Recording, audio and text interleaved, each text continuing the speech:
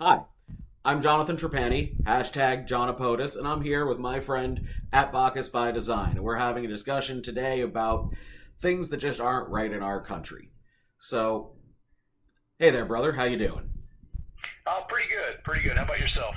I'm doing pretty good today, but I'm pretty upset about what's going on. Particularly right now, there's this thing that the president is talking about, messing with the 14th Amendment. And I'm not happy with that because there's absolutely no way that the president can use an executive order to change an amendment to the Constitution. The only thing that can do that is Congress, and even then, they have to go through a supermajority to do so. Yeah, And it's the only thing that, makes sense. It's otherwise the next person that gets elected, well, that's a Democrat. Let's say there goes the Second Amendment. That's not me because sure, I sure. like the Second Amendment, but still, this is the fear. That's why I want people to vote for me so we can have reasonable, logical, critical thinking, and so you know. We want representatives who represent us, but don't represent the basest of our urges. So we want people who are calm when we're upset. We want people who are measured when we're angry. We want people who can, think critically when we have no ability to do so. Someone who represents the best of us and the best, you know, options we have. And it's upsetting that we instead we go give in to those urges and say, no, let's have this person who just does what we want, who's angry. Yeah, well, the president's entire push ahead of the midterms is to play to the fears of his base. He's deploying, was it 5,000 active duty troops to the border? More? Um, they're going now ahead of the election, but the quote unquote caravan of migrants that they're expecting won't even arrive for about a month. So that and the rhetoric about the 14th Amendment just sounds to me like a dog whistle to his base. Well, Um, you know, I agree. I really do agree for the most part. I feel that it's more like a waste of time and energy and money to send our troops money. there, and it has to do with this thing of like using partisan terms instead of enemy. It's like saying they're a Republican, so they're my friend, but they're a Democrat, so they're an enemy, and that seems silly. That's not what it means. A Democrat has a very specific definition as well as a Republican, and if we don't follow those, why call ourselves those things? Just say, well, these are I don't follow those. Say I'm this or that, because otherwise people get confused, and it all it does is divide us, and it makes us versus them issues. um, I think with the rhetoric against the 14th Amendment, you've even seen prominent Republicans come out against the president. right. Paul Ryan said, "There's no way you can do that." you know, uh, so even when it should be something, I wouldn't say should, but even when it's as a partisan wedge issue, it's now folding back on itself and going like, nope, that doesn't work within the rule of law. Sorry. Right, and You know? that's true. Like that, and that's important. We need to be Americans first and put the Constitution, before us. Um, we if we use the Constitution as a shield but don't actually know what's in it, what's the point? I mean, the point of the Constitution is to know what's in it. I mean, it's our birthright as Americans to self-govern. I mean, we need to be into politics. Like, if you cannot be part of partisan politics, and that's what I'm talking about. We don't want the partisan politics. We can ignore that crap, but we don't want to get into that mudslinging. We can say the important parts of politics are paying attention to immigration and how we can fix our immigration laws, because yes, they are broken to an extent and they can be fixed, but we need to be specific about this is where it's broken and this is where it's not, right? Oh yeah, I mean, anytime you have a 2-year-old representing themselves in immigration court, I think even most of the judges involved, they're calling this out as fairly ludicrous. You Right. know? So it screams for a bipartisan solution, but what they're doing is they're slinging mud, they're slinging rhetoric, they're spending money when they should be governing. And this is, I think, one of those things that a lot of, sorry if I can use a bad word, centrist. I think a lot of people can agree that we put people in office so they can work, not posture and not flex their rhetoric. They're public servants first and foremost. They're in there to do a job. Right. Like we want them to work for us, to do something for us. I mean, people say that, what has the government done for me lately? Nothing. It's like, well, you're the government. If you're not voting, you're making sure that the government isn't doing anything for you. Do something for yourself. We are self-governing. We are the government. We just elect people to represent us so we don't have to deal with the day-to-day crap of governing the country, and so we can work or do whatever else we want to do, have a life. There are people that specialize in this, but they should be people that are every walk of life, doctors, not just lawyers, artists, serving staff, anybody, teachers, and that brings to mind, the way schools, our schools are not properly funded, and we've been systematically disenfranchising all of America by taking money away from schools and expecting them to get better grades if we take their money away. What's the common sense in that? I mean, seriously. Sure. And I mean, you punish teachers as you increase the average number of class size, students in classrooms, I should say. And then you expect teachers to do more with less. And then you penalize them when they can't. It's ludicrous. Right. I mean, rule number 2 for me: always do your best. I mean, how are we always doing our best if we're not properly funding our teachers?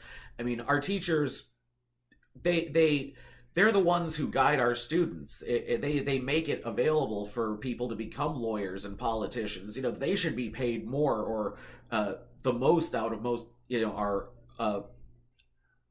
government employees. I personally don't think anyone should be paid more than the president of the United States. That seems a little bit silly for a county commissioner to get millions of dollars a year when the president doesn't. But this is our state of affairs. The way it should be is what we can make it. I mean, that's self-governance. We make it that way. If it should be this way, let's vote people into office who will make it the way it should be, rather than people who are taking money from special interests to, make it the way that they want it to be for the few people, rather than, the majority. That's what we need to do. What's best for everyone, not what's best for, the super rich and the wealthy. I mean, I don't want to take people's money because I don't need to. I can do this way. I can make a campaign online. I can do, social media. I don't need to take money because I can talk to people this way, one-to-one, live on Facebook, live on Twitter. They can go see my videos just like this, but it's, for someone who's already independently wealthy to then go and, take money themselves and from the people to then go run for office when they're already elected, and they're using the funds of the people to do that as well. It seems ridiculous. Well, sure. We can't simply cater to the super rich. I think bringing that point back into education. Right. You've got Betsy DeVos as Secretary of Education, unelected position. Right. Who is funneling public dollars into charter schools, which of course, look like a great option for people of means. Right. To get a better education for their kids. Right, and they say vouchers or something, but that doesn't seem valid. Yeah. It's like, how just because you have these vouchers doesn't mean that you actually can pay for the whole thing, or that it covers it, or, even if you're treated equally with, these other students. I mean, how do we know? I think we need a whole new education system in general, though. But we do. Yeah, we do. Just like they wanted to do with healthcare. Let's rip it apart and replace it. Healthcare, something that works. Yeah, exactly. Like, we need that type of issue. It's like, I would love to create something like a federal doctors corps and a federal teachers corps. Something that when there's a problem with education or health care in an area, we send special troops. There are special forces of doctors and teachers into these areas, and there's this minimum standard for care. I'd even like to see a federal doctor's corps, so that in every single city in every single state, so that you have your doctor and you go and see your doctor, and then the doctors that work for this field would then get a benefit. Like they get government service, and they get security and things of that nature. But it's like, otherwise, why are we? If it's so important to have healthcare, let's make healthcare available to people, and let's make it cheap and free, because that way they could walk in and not have to pay out of pocket, because you're already paying for these people with your taxes. It's fairly simple. I mean, granted, yes, you'd have to pay taxes, but that's the point of self-governance. We're choosing to pay a smaller sum overall for a greater benefit, rather than paying a whole bunch of money for a little bit right now. And that seems to be ridiculous. Mm-hmm. Well, we've talked before about your concept of a federal doctor's corps, and we can go into it in greater detail later. Right. But I think, just like in response to natural disaster with FEMA. Right, exactly. If there's a internal problem with an individual in the body, or there's an external problem, environmental, there's a giant storm, flooding, this kind of thing, you rely on the government to recognize that there's a problem, and kind of insulate you from the effects of that problem because you're a citizen. Right, actual help, like something that actually does something for the people, rather than a Band-Aid, or saying, oh well, you can fix it yourselves after we've come in and given you a few rolls of toilet paper and bottles of water, paper towels. Right. Yeah. So yeah, it seems ridiculous. I mean, it's like a lack of innovation. It's like a lack of thought, like new thought. Like there's been this reduction of it. Like what happened to us trying to find new ways of doing things, and progressive ways of going about the world. We can be Americans, and stick to the Constitution and stick to our ideals, and still come up with new ways of doing things. That's the whole point of being Americans, is that we put all of our ideas together and come up with these new ways and ideas of doing things. And who has the best ideas should be the people representing us, because that's what leadership is. Innovation, we always have. Right. I mean, leadership is saying, this is what we need to do, and we need to go do it, not listening to what the people have to say. And when you say something and they go woo or boo, and whatever they emotionally gut feel like is how you run the country, that's mob rule. Leadership is saying, this is our goal, this is our direction, this is where we're going, and I'm going to take you that way, because I'm going to be a pillar of our community and our society, and live up to the standards that we have, and say, let's do this, and let's be better. Let's, take care of this, and, be the best that we can be. Always do your best, and it's not going to be easy. It's not going to be cheap. There ain't no such thing as a free lunch. The rule number 5. But you can't let the bastards wear you down. Rule number 6.